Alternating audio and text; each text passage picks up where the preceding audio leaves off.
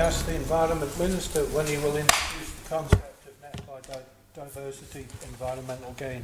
On the Minister, Mr. Butt, to reply. Thank you, Mr. President.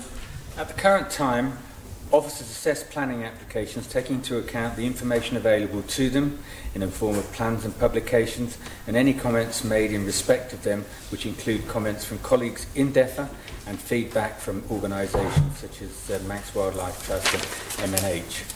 Officers take into account the particular characteristics of a site, what value it might have in respect of biodiversity, and what impact any development may have on land, including impact on wildlife or loss of special habitats and impact on pollution. The introduction or spread of invasive non-native plants and species, etc. Furthermore, more sizable applications require the submission of an environmental impact assessment that includes such assessments and means for mitigation and or improvement. I have already asked officers to consider how we can explicitly include the concept of net biodiversity gain in our consideration, and that work is ongoing. It may be through an operational policy, or it may be changes through the planning bill or climate change bill.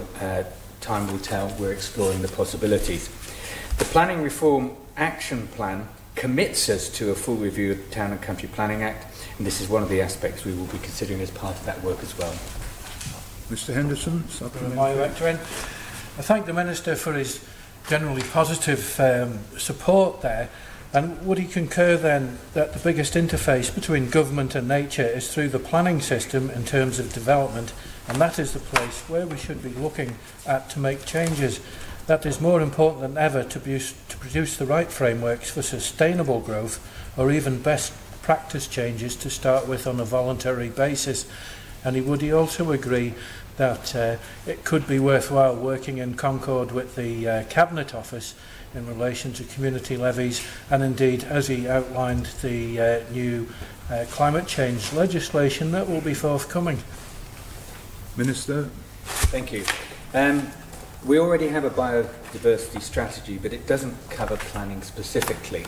You are correct, and I can agree with you that biodiversity should be an integral part of the planning process, and sustainability is a key issue here.